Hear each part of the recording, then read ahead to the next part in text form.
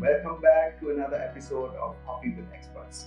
My name is Tarek Frank Feissali, CDT, working with the Illusion Dental Lab as a manager for quality and technical issues.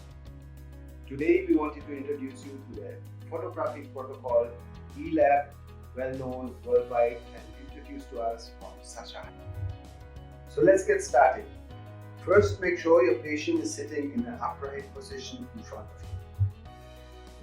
You can ask your patients to pull the retractors up to the ears to fully expose the teeth.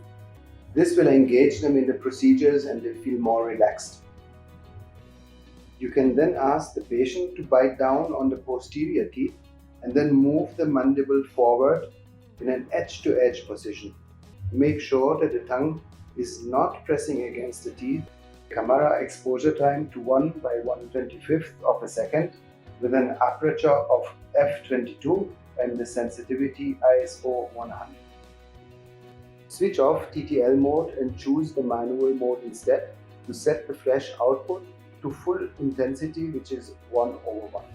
Attach your polarized filter to your flash and grab your white balance card to position it on the center with patient's midline. Use the two lower crop marks as guiding tools and make sure they are fully in frame and not cut off. The polarized picture will look like this.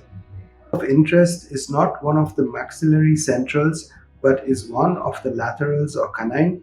Then place your white balance card in this position.